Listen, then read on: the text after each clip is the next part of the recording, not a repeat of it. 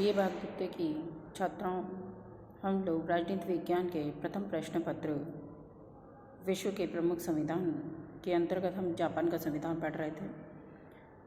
Japan के संविधान के अंतर्गत हम लोग वहाँ की व्यवस्थापिका यानी डाइट के बारे में पढ़ रहे थे, जिसमें कि हमने अधिवेशन और उसके संगठन के बारे में पढ़ा। आज हम डाइट की शक्तियाँ एवं कार्य के बारे में पढ़ेंगे। तो डाइट की शक्तियों के अंतर्गत हम सबसे पहले विधायी शक्तियों के बारे में देखते हैं। क्योंकि जापान में एकात्मक शासन है, अतः डाइट विधायी शक्तियाँ भी की डाइट जो है सब विधायी शक्तियों का एकमात्र प्रयोग करता है।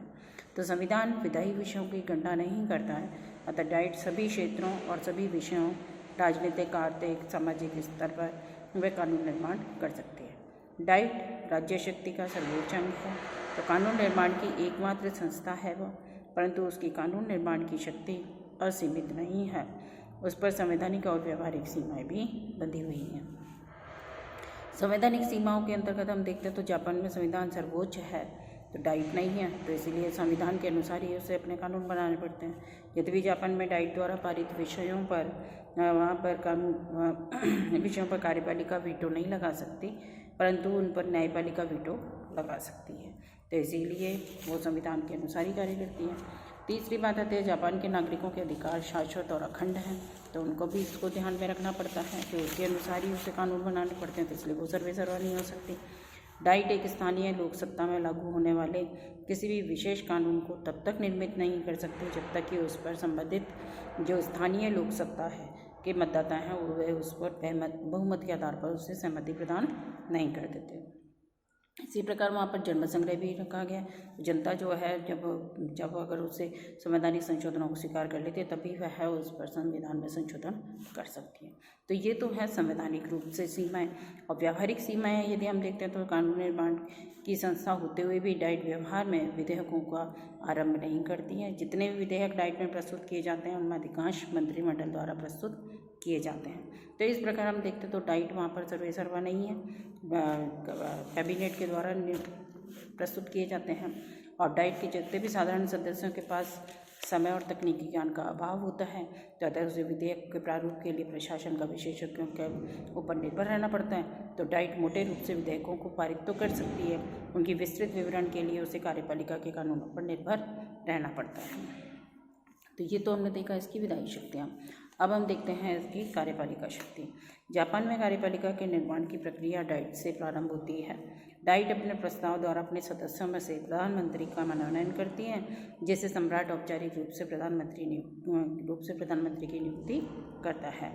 तो और दूसरी बात आती है कि मंत्रिमंडल के अधिकांश सदस्य डाइट से के सदस्य होते हैं और संविधान लागू हुआ तब से एक अपवाद को छोड़कर मंत्रिमंडल के सभी सदस्य डाइट के सदस्य होते हैं।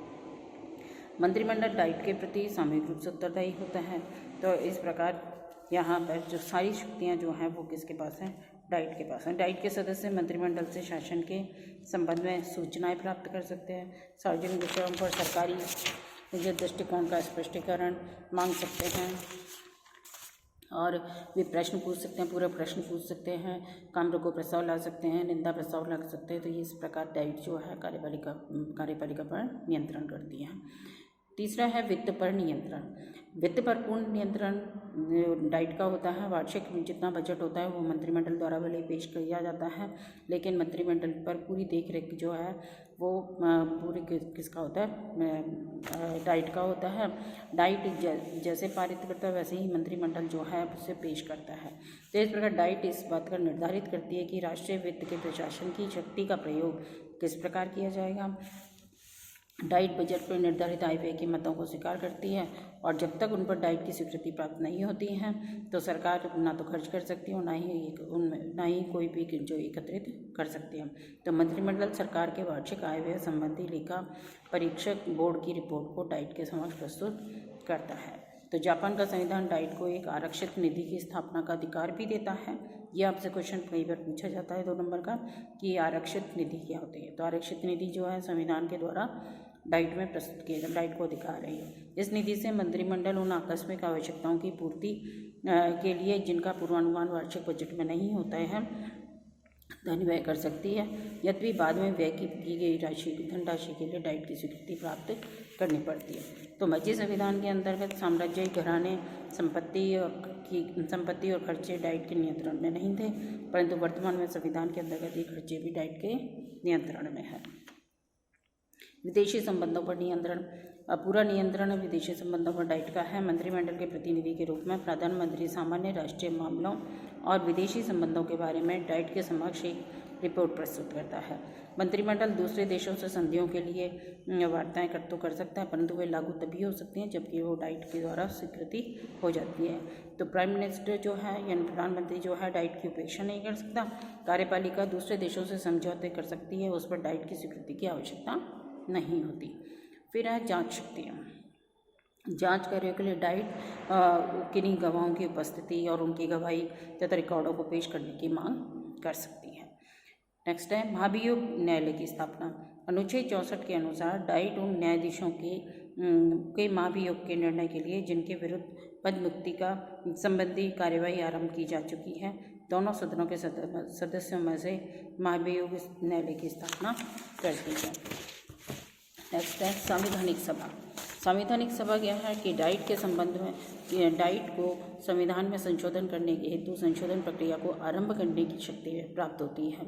तो दोनों सदनों द्वारा 2/3 अथवा उससे भी अधिक मतों द्वारा स्वीकार होने के बाद उसे जनता के समर्थन के लिए प्रस्तुत नहीं किया जाता और उससे विशेष जनमत संग्रह अथवा चुनाव में कुल मतों के बहुमत के सकारात्मक मत प्राप्त नहीं हो जाते तब तक लागू नहीं किया जा सकता। और तो सम्राट द्वारा इसे नहीं किया जा सकता। जनता को आरंभ करने की शक्ति प्राप्त नहीं है। उत्तराधिकार निश्चित करने का अधिकार। सम्राट के पद के उत्तराधिकारी को निश्चित करने का अधिकार डाइट को है। डाइट ये कानून के द्वारा इसको ये शक्ति प्राप्त हो गई है।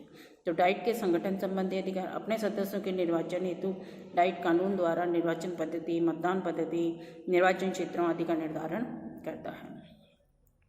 निर्वाचन एवं कार्यवाही संबंधी अधिकार। डाइट को प्रत्येक सदन अपने अध्यक्ष तथा अन्य पदाधिकारियों का स्वयं चयन करता है।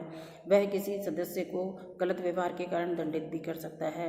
प्रत्येक सदन अपनी बैठकों, कार्यवाही एवं अनुशासन संबंधी नियमों का निर्धारण करता है। डाइट से किसी सदस्य को निष्कासित करने के लिए उपस्थित सदस्यों की 2/3 बहुमत की आवश्यकता होती है और इसके बाद ही उसे सदन से निकाला जा सकता है। प्रत्येक सदन अपने सदस्यों की योग्यताओं के संबंध में विवादों का निर्णय भी वह स्वयं करता है। जन शिकायतों को दूर करना। जो भी जन आवेदन डाइट को प्राप्त होते हैं उन्हें कार्यवाही हेतु मंत्रिमंडल को प्रेषित कर दिया जाता है। तो मंत्रिमंडल कार्यवाही संबंधी सूचना संबंधित सदन को दे देता है कि उस शिकायत में उसने क्या निर्णय लिया है और क्या उसका समाधान किया जा सकता है। तो इस प्रकार का वो डाइट को देता है।